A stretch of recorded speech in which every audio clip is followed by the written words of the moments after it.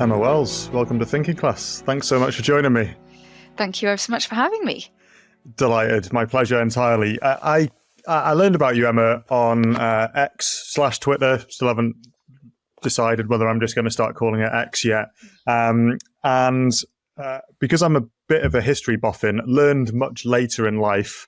Same with admiring architecture within the country we're from, of England and Europe. I came across your book, Heaven on Earth, which the subtitle is Lives and Legacies of the world's greatest cathedrals. And it covers history, architecture, the impact of religion on elite thinking, on everyday life. It's the study of elites. You look like you've got a dream job. How did you come to do what you do? Oh, I don't know about dream job, but thank you. I suppose if we go right back, when I was a child, my grandmother used to take me around all the castles and churches and what have you in North Yorkshire, where I grew up. So that really inspired my love of ecclesiastical architecture, I suppose, really, but medieval architecture, actually, largely. And then I did a degree in art history at the University of York.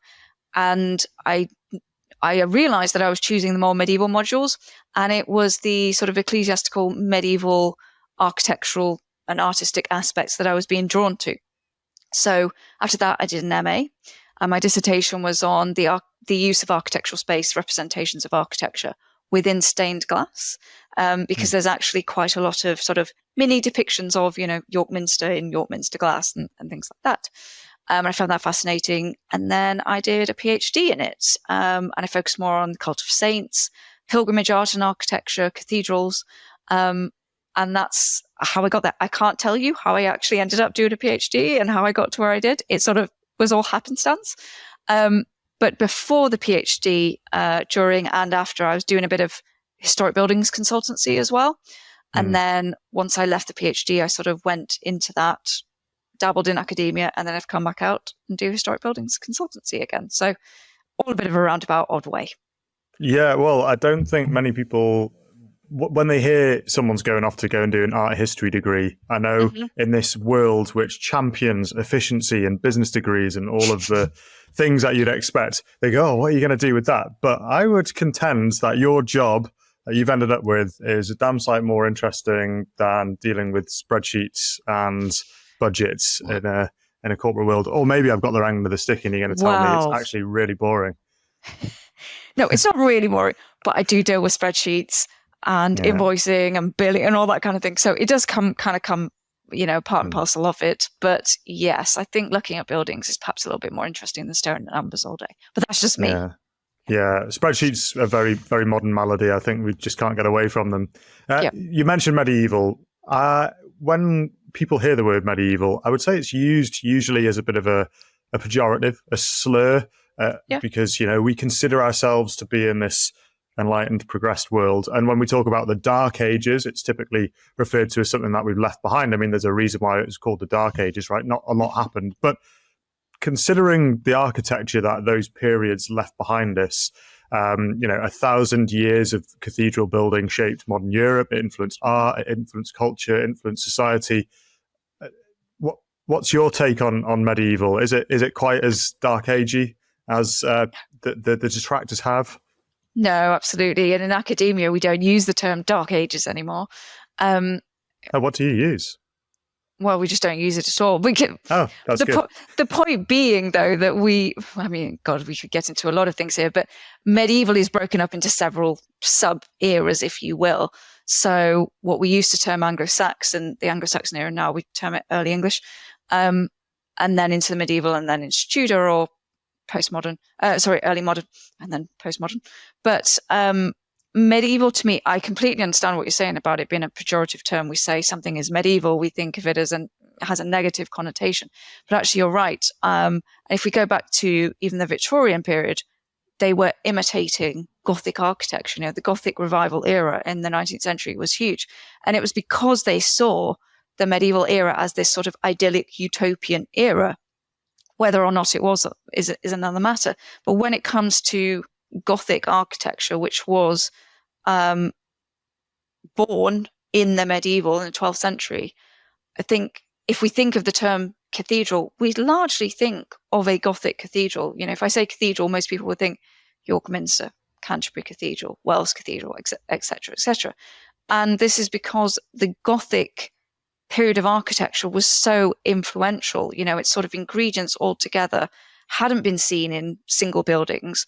They were rising higher and higher and higher. This sort of maximum height, maximum light that Gothic required had not been seen really before. And sort of the advances and developments in the sort of construction industry, if you want to call it back then, allowed for this maximum height and light to get closer to God. And it sort of became this whole cathedral building crusade where every single town and therefore city, as it became, if it had a cathedral, was turned into this sort of great cathedral race, as well as one was trying to outdo the other to get closer and closer to God and building these great big edifices as a result.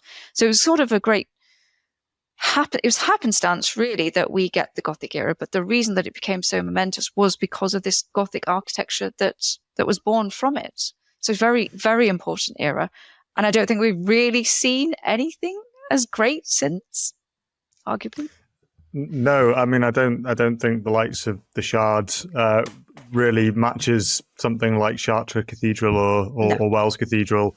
I mean, if you're gonna encourage any status arms race, if that's what it truly was, and actually it'd be interesting to hear your take on that, then you'd want it to represent something higher. What do you think the elites of the time were driven by, apart from wanting to have the most impressive cathedral that sits in the center of their city or town? What do I think the drivers were? Is that yeah. So interesting, really. The drivers are, well, we could go down many routes for this. So of course, there was this sort of theory that you had to save your soul, essentially, posthumously. So once you were dead, this is why we get the sort of great chantry chapels in cathedrals, the sort of mini cathedrals in and of themselves, where you have a monument to your dead body, which you might have created during your lifetime, and an effigy of yourself, and then sort of enclosed in this little box, if you will, but this beautifully designed box within a cathedral. And you would have an altar within it, and you would have a priest saying masses for the dead, for your soul once you had died. The more money you had, obviously, the more masses could be said for your soul. And so it's to ensure, obviously, you get through purgatory to heaven. So that really is the crux of much of this architecture. It's sort of representation, firstly, of the heaven on earth, but then on a sort of, that's the macro scale, really. This is literally the book of Revelation 21 to 22 is what a cathedral is, representation of heaven on earth. But in the micro scale, when people were commissioning and patronizing this work, if they wanted a chantry chapel, etc., it's to get their soul through purgatory to heaven. So that's a really important part of it. At the same time, let's be perfectly honest, this was also about vying for one's space and showing off one's wealth. And the more money you spent on it, the greater the building was, of course, the more elaborate it was. But at the same time, the more you've just proved that, or tried to prove that all your money is going towards heaven, all your money is going towards, the church, but also it's a huge status symbol, let's be perfectly honest, which is why we get these such grand monuments, etc., or these great big stained glass windows patronized by one single person. So there are many different reasons and theories behind this, but it was very much an arms race between one cathedral and another, just trying to outdo one another. And this is why, as well, we get this sort of race for saints as well. So ideally, you had to have relics within your altar to have a sanctified church. This goes back to the 9th century, and Charlemagne, who said that you needed these relics to sanctify your church. But what this also meant was, if you had the body of a saint within your church, you had a reason for pilgrims. You had a reason for visitors to come to your church. And what happened when people would come to your saint? They would worship at them. They would hope for a cure or a miracle that the saint would endow, and then they would give an offering in return. in the hopes that they would fulfill their wish. And as a result, this essentially built and developed and altered and augmented the great cathedrals. So it was this great big sort of they were fundraising dynamos, let's be perfectly honest. There was this great big sort of profitability behind it all. So there's just so many different reasons for why we have these great edifices today. Well, even when they're driven by status, the happy byproducts that we have today, and it took me much longer in life to start to appreciate these buildings and what they represent. But whilst they may have been built for trying to help the benefactor get to heaven, I know the first time I started to take proper notice inside of a church was inside Rosslyn Chapel, and I ended up there before I knew it became famous for Dan Brown's Da Vinci Code. Yes. And I remember I remember for the first time spotting that there were whole scenes of the Bible just chiseled into the stone. So it wasn't scriptural, it was depicted, seeing the dance of death and the 7 deadly sins. Yep. And I was like, oh, wow, this is what these places are for besides worship. And the tourism aspect you're talking about, or at least implying, I've had a real recent experience of that. I walked the Camino de Santiago, and I did it in 2 parts. First half last year, beginning in the French Pyrenees and ending around Burgos, and then finishing from there this year into Santiago. And even though you do get a sense that there's lots of money being made along the way, there's also something else about it having been walked for so long by so many different people and for so many different reasons, and knowing that you walk in those same steps and knowing that you're oriented towards something else. I guess when I speak to people about it, lots of people, because we're moderns, they go, oh, how was your long distance walk? But a pilgrimage is a different thing, right? You orient yourself towards something beyond yourself, something higher, and there's lots of things going on internally. So it's actually interesting that so much of this stuff may have been raised above the ground for different reasons, status, money, whatever. But the benefits to all of us, should we choose to engage in it, and the impact it's had on actually creating a European civilization is huge. Absolutely. Well, I mean, we wouldn't really have some of our greatest sort of settlements, cities, towns, if it weren't for the cathedrals. The towns, the cities developed around these great big temples to God. So absolutely that. And you're right, the sort of the benefits that come with it, particularly if we're talking about pilgrimage. I mean, you have so many cathedrals, you have so many churches, sites that are linked just as a result and even exist as a result of pilgrimage, because people were trying to get from A to B and were worshipping along the way. So, I mean, we could talk endlessly about the reasons behind these, but many of the reasons that these great churches were built for still provide those, outlets and reasons and functions today. And I think we often think, for example, that walking into a church, one must be very somber and very quiet, and it's all about worship. But that's actually not the case. It was never the case. In the medieval era, the nave would have been filled with socializing. There were people sort of wine tastings, if you will, in the medieval sense, dating, that would be the place you would probably meet your partner. Dog fighting, cockfighting, all of this happened within the nave of a cathedral. It was the sort of community hub. And I suppose sometimes some churches still are, but it was very much that.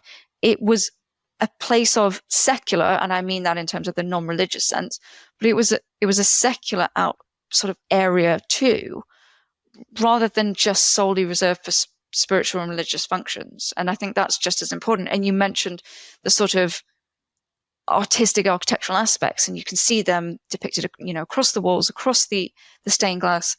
But within that too, you can also see very sort of humanistic allegorical images. I can think, for example, of the pilgrimage window at York Minster down the north aisle, the nave's north aisle. And although the window there is primarily for, it is a biblical scene, but all around the marginalia, so that the border of it is a depiction of, for example, the Virgin's funeral. and this isn't a sort of allegorical story, but it's depicted through monkeys. And so it's called, the Virgin's funeral. What's it called? Monkey's funeral, I think, is what the windows technically refer to as. And so the bier is held up by all these monkeys. And what it's also doing is mocking doctors of physic. And so you've got monkeys holding vials of urine and things like that. So my point being, though, that there are funny images. We can get on to naughty images. We see that those all over churches too. But it is about the fact that this is about the people. This is about those who are worshiping in it. And it's not just that sort of very theological, doctrinal, biblical sense by any means. All different things going on. How did that change? It come into mind. I can only assume it was from the puritanical elements of the Reformation. This isn't what it's about, because there used to be lots of colour on the walls of churches and cathedrals, and they're stripped back for being seen to be too gaudy and not what it's meant to be for. Is that how it happened? Yes and no. It's sort of several different eras, I think, that the church has gone through, which has led to this. You're right that the churches were filled and they were painted. I mean, Wells Cathedral, the West Front, there's a great little representation drawing of this, it was a BBC paint Wells Cathedral West Front, it was a little game, and you can find this on Google Images. But you can see it was painted with great blues and reds and golds all over the West Front. And inside there would have been images too, as you say. And now we walk in and it's a sort of bare, stark white, these white walls. But this was never meant to be the case. Now, of course, when the Reformation came along, Edward actually enforced this more than Henry did. His son Edward, and he got rid of a lot of the images. Images really, they were reduced of all of their power that they had during the medieval period, during the Catholic period, if you will. And as a result, images were broken, walls were whitewashed, and it became about doctrine, scripture, rather than images. And so that was the sort of first wave. But I think you're right, when you get into the sort of 18th century and the dissension that occurred then, but also into the Victorian era, I think really a lot of the sort of this sort of somber relation to religion and how we should be conducting worship, I think really took place in that sort of 18th to 19th century period, when things were very, very different then, and the medieval era was seen as this sort of idyllic period too. I think that's what we can blame. Okay. And we've talked a little bit about modern architecture, and now at the beginning we were saying it doesn't hold a candle to, or implied it doesn't hold a candle to some of this stuff we're talking about, ecclesiastical architecture from these periods. I've had conversations with people, and this is obviously a very of the day kind of comment, in that beauty is just subjective. And I have tried to engage with these and say, well, I don't believe that even if you had been exposed generation after generation to Soviet brutalist architecture or something of that ilk, and then all of a sudden you come across something like a Gothic cathedral, that you're not going to feel an objective feeling of beauty in that moment. So do you believe there is an objective, that beauty is an objective thing, woven into the universe, or is it a subjective, wishy-washy feeling? I think it's subjective, I have to be honest. And I don't know if I would say it's wishy-washy, but we have to say, beauty's in the eye of the beholder, isn't it? But also thinking through the various periods of architecture, it's also about fashion, it's also about popularity, and times just change, and what's popular 20 years ago won't be popular in 5 years' time, and 500 years ago was so things just simply change, and they also come back around again. I mean, you see this with clothes as well as you do with architecture. It's just, I think it's sort of what's going on in the wider zeitgeist often affects what's occurring within architecture. I mean, we just have to look at brutalist architecture. That's very much representational of what was going on at the time across Europe, particularly.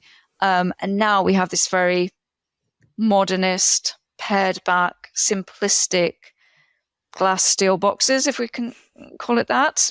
So perhaps that's representative of what we're going through. Actually, I do think things are starting to change again, and we are moving towards the beauty, as we would call it, or what we've seen in the past, more decorative than we've seen with the likes of the Shard or the Gherkin or whatever.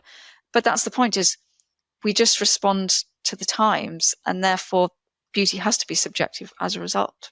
It's just of the era. Okay. I would probably contend that, because if I was, when you even just look at tourist flows, so we live in as secular an era as we ever have in human history, at least within the West. Yeah. And yet those non-believers, they will find themselves going en masse, I would say, to those buildings first. I don't think, yes, do people go and check out the Shard when they go to London? Of course, people want to get up the viewing platform and have the pictures over London.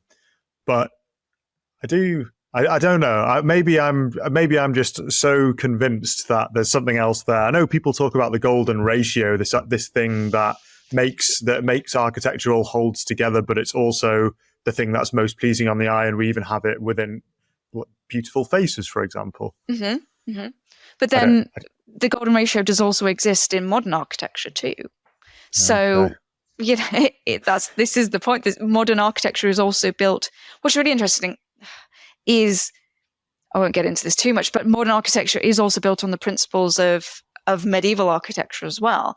So that's the thing, is we might think today it's completely simplistic.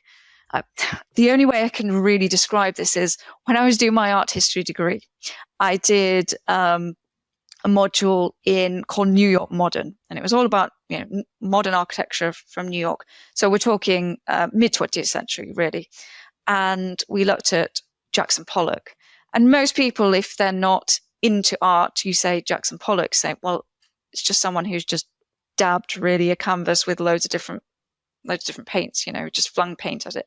But actually, when I looked into it, Pollock was inspired by sun paintings and Jungianism, and had this sort of these real interesting connotations behind why he was flinging this paint at a canvas. So I think immediately we might think something like modernist architecture is far more simplistic, and that sort of golden ratio of beauty isn't there. But it is. It's just perhaps in 500 years' time, we'll appreciate it far more. So I think it is just about popularity a lot. And also, Gothic architecture is called Gothic because it was associated with the Goths. So it really wasn't. Vasari really, really lambasted Gothic architecture. So it wasn't, loved and revered like it is now back, in that era, right up until the 17th century, really. So that's why it is called Gothic. It was very much a pejorative term for it. So there you go. Okay, well, I would say we should both go down the bookies and stick a bet on, but neither of us will be around to be able to figure it all out. But I don't think those glass and steel structures will still be standing either. So maybe they won't. No. But there we go. Well, I was interested to hear that you think things are starting to change and people are moving more towards beauty and decoration. So we've talked a bit about, at least implied, the difference in visions of the ruling class of today compared with that of those who commissioned the great cathedrals. What do you find within your line of work as a consultant? Do you find that people in public and private institutions care about beauty, or is it efficiency? What kind of goes on in those conversations when they go, and this is what we're going to build? Depends. Entirely depends on the client. I would say there's obviously a huge move towards sustainability and, sort of net zero and all that sort of thing. And I can understand why that might be a focus rather than the aestheticism of how a building may look. However, a lot of what we do is focused on the sort of conservation of listed buildings. And when we're doing those sorts of things, it is very much retaining the most significant features of what, why is that listed? What's the special interest behind it? And therefore, what elements should we be retaining? And so I think it's a mix. Now, at the same time, even the clients with the best intentions will be looking at the bottom line and saying, is it efficient to keep X, Y, and Z? Is it going to make me money in the future or whatever it is? But I don't think that's anything new. So I think the reason that I say there's a move towards more intricacy perhaps in design is the last 5 years, I would say it was very much about building boxes as much as possible. I'm talking very, very generally, but in that sort of boxes, steel glass contraptions, as minimalist as possible. And I think also they're not very practical. So I think again, it's sort of cyclical is fashion, really. And therefore that's why I believe we're moving towards that. We're just seeing more move towards design, real architectural design that I think we've very much moved away from over the last 5 years. And therefore architects are saying, hang on a minute, but how is this going to look? How is the facade going to look? How does it blend in? How is it in keeping and harmonious with, if it's in a conservation area or next to a listed building or whatever it might be? There's far more focus on that and making a good building, a well-designed building, than there was 5 to 10 years ago, I think. Yeah. Okay, that's good news. The sustainable buildings front is something I know of tangentially through some of the work that I've done. And when I do go down to London, I always find it quite interesting when I can see companies' buildings from the top floor window, which I'm at. And I know they've made lots of pronouncements on net zero and the like.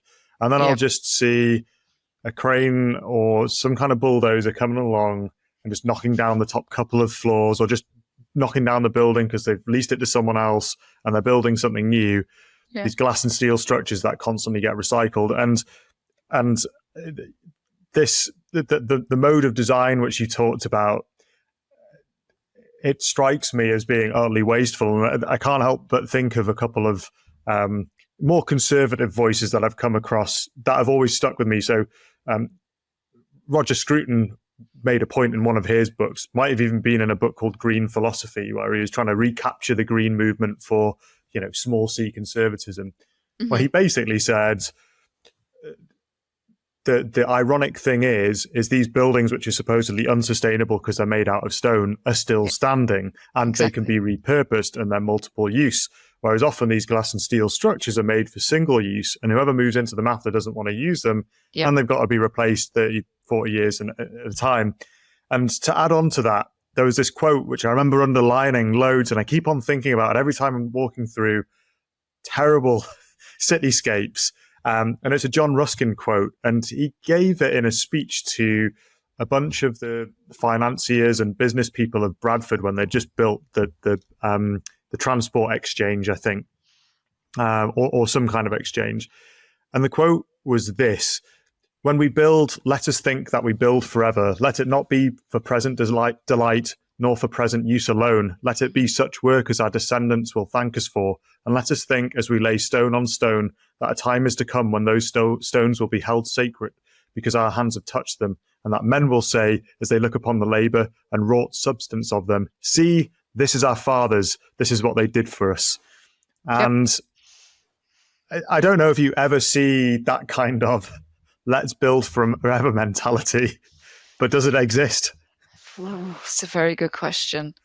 Does it exist? Does it still exist is the question. This idea of being a steward, trying to pass something on down the ages. Yeah. And I mean, that's what, people are when they're custodians, stewards of listed buildings. No one really owns a listed building. I think, so building from scratch now, would I say that architects have that mentality? Some.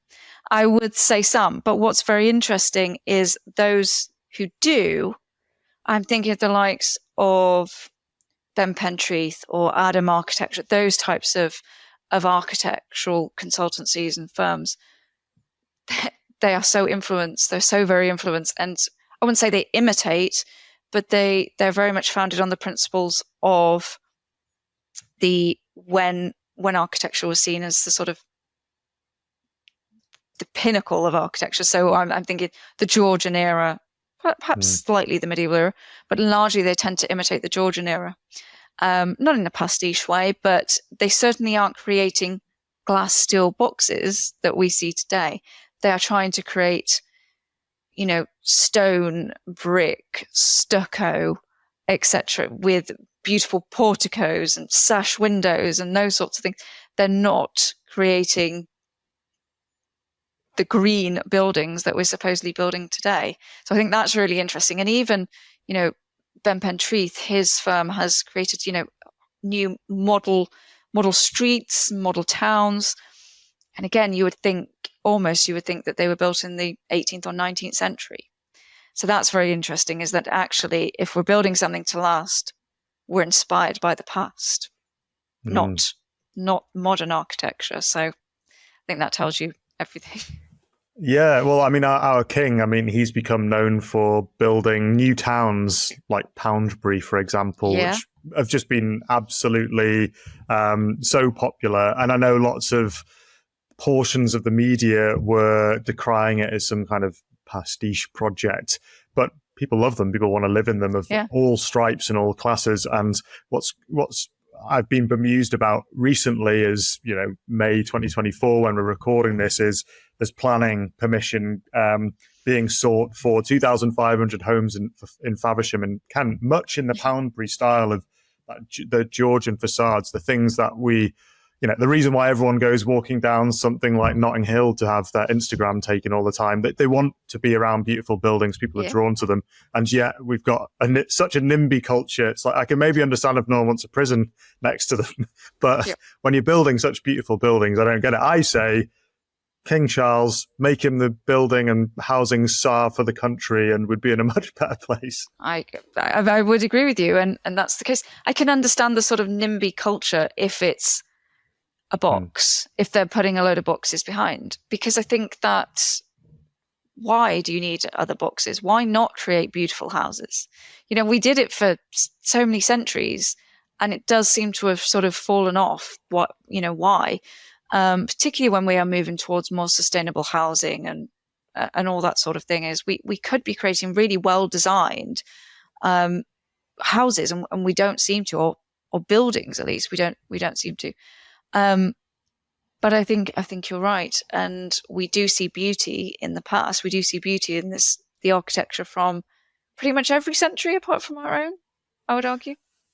Yeah. And I've got my own thoughts about that, but I don't think they're too different from John Ruskin. Again, he said in the 19th century, and for those who don't know him, he's an art critic amongst other things. He's a bit of a polymath, and he believed, in that period when people were building all these big exchanges in just a bit of a build them high, build them cheap kind of style, that it was the loss of vitality through a Christian culture that was leading to it, that we didn't have the same vitality as we saw pushing us through the medieval period. And I guess my question to you, and this was driven by a comment I had from one of the viewers, who said there's a great difference in viewing oneself as the temple of the Holy Spirit or thinking of oneself as an evolved ape. The latter view is not going to draw forth great architecture, art, music, or anything else. And I wonder, do you think part of what's behind our architectural malaise, and that's definitely my prejudice, you might not agree, is a spiritual decline? Do you think that might have something to do with it, the way we see ourselves in the world? That's an interesting take. Perhaps,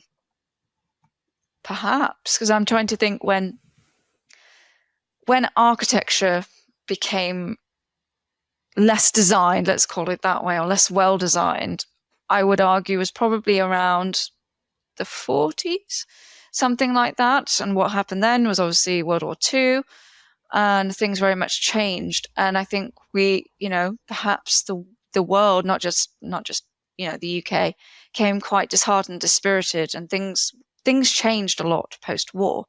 So I think perhaps that is the case. I think a lot of architects throughout the past did see themselves as continuing as their actual architecture, as monuments to themselves, as their, as sort of evidence of their great work that would continue on through the centuries. Do we think that now? I'm not so sure. And perhaps that is because of sort of inherent spiritualism. Perhaps indeed. I don't want to say too much on that because I don't know. I don't know the sort of religious aspects of and ideals of all the architects. It'd be interesting to look actually at those who are sort of well designing buildings, and are they spiritual, are they religious, and those who aren't. That would be very interesting PhD or something. Yeah, it would be. I think ultimately, if you have a religious mindset, whether it's one that you're cultivated in from a young age or one that you get later in life, which is certainly the case with me, is you find yourself inhabiting past, present, and future all at once. Yeah. I think you do naturally start to have this idea that you are a steward and a custodian of something for people other than yourself and for something greater. And I certainly know, having inhabited the previous mindset of, well, we're kind of just meat sacks and we're just it's just blind luck. And once we're gone. And that's that. We're just on this kind of, in this empty void. And it's just a bit weird that we're here.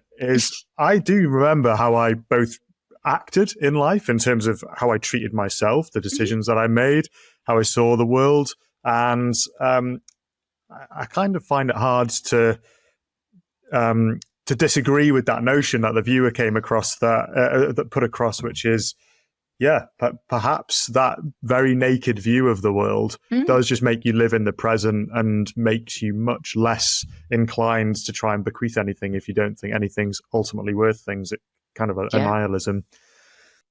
Perhaps, I mean, the idea of legacy, I suppose, is perhaps not something that you particularly care as much about when you're younger. But I think also that there's far more issues, though, with why architecture is the way it is today, which goes back to, where does the funding come from? Is there sort of financial incentive behind a lot of it?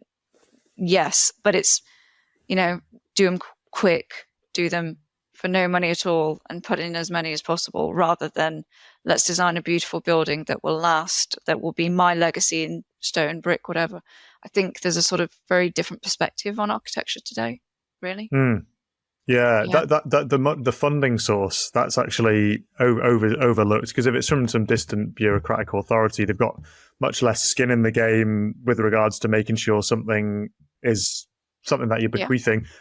There's a little village in Northumberland called Rothbury, and and it is it's not really famous for anything, but Gaza. But Gaza, yes, bringing his chicken and his beer along for a serial killer. Very bizarre period in English history. For those of you who don't know, do go and Google it if you've got time on your hands. But Rothbury is also known because there was the world's first electrified house there called Cragside. Yeah, and it was electrified by hydroelectricity. The benefactor, or the builder, the owner and residence, was Lord Armstrong, and he got his money from munitions. He effectively owned the factory that built the munitions that won the Napoleonic Wars, and later his sons oversaw it when it ended up winning us the First World Wars and the like.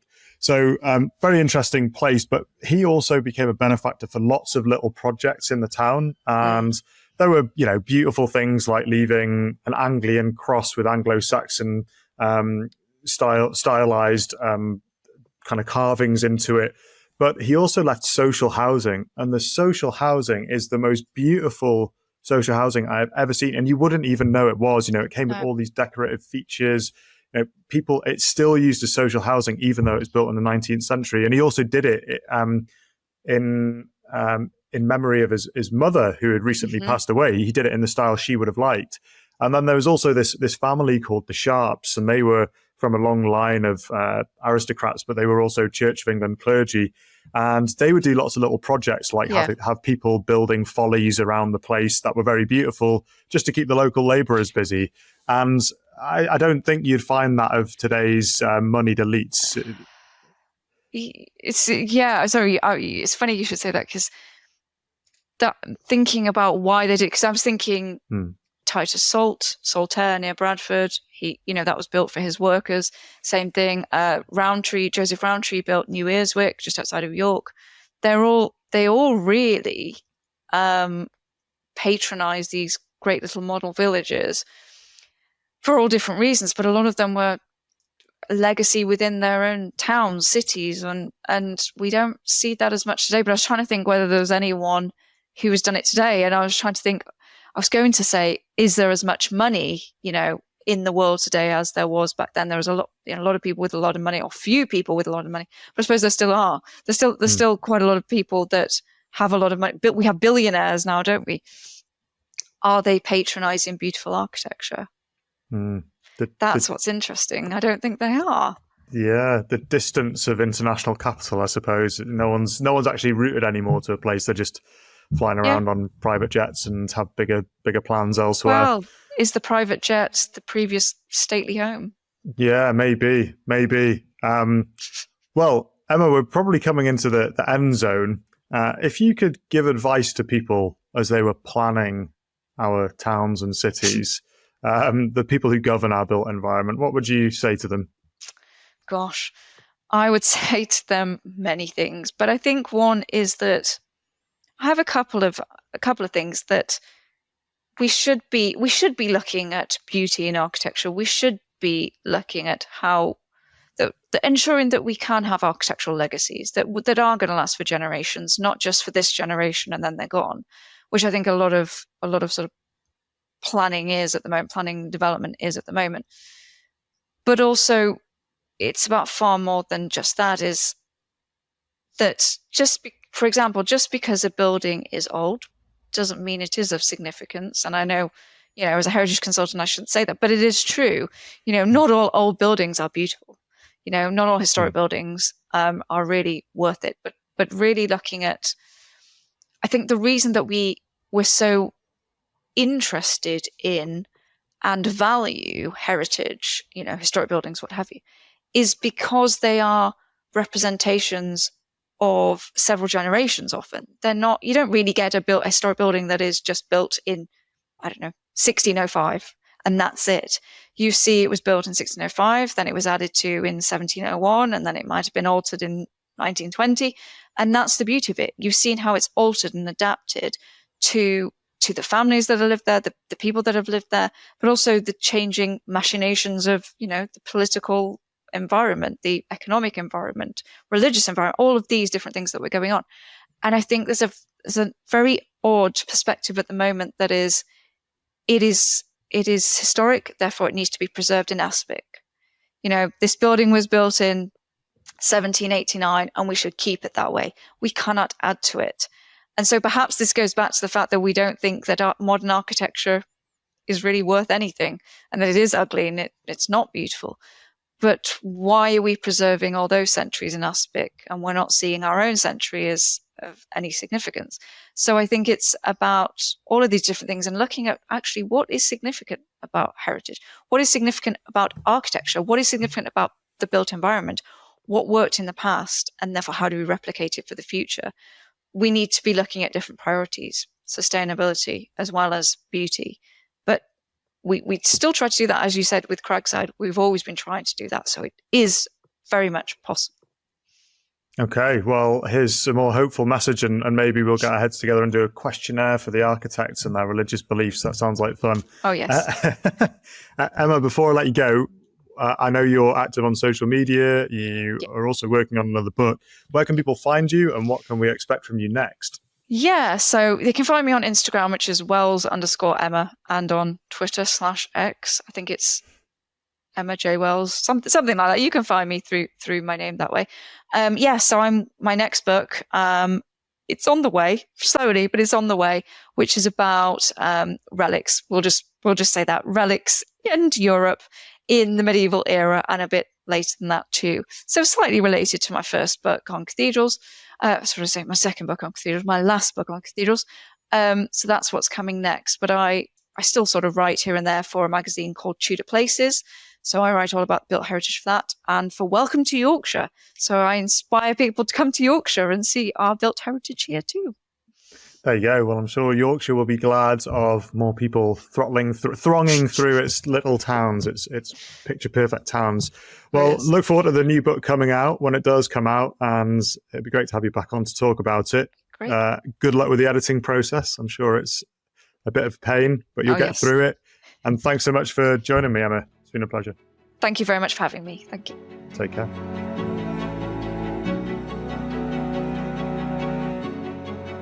up to date with all that I am doing, please subscribe to the Thinking Class YouTube channel at Thinking Class and follow me on X at Thinking Classes. Thinking Class seeks to understand the civilizational issues we face and why what our leaders do in response matters. Here, I seek to explore the ideas, values, and culture that made our civilization, those that are unmaking it, and how leaders at our public and private institutions should respond. Engage with me on YouTube or X, or write to me at thinkingclasspod@gmail.com to tell me who you want me to speak to and what topics are important to you. I look forward to seeing you there and for joining me on this journey.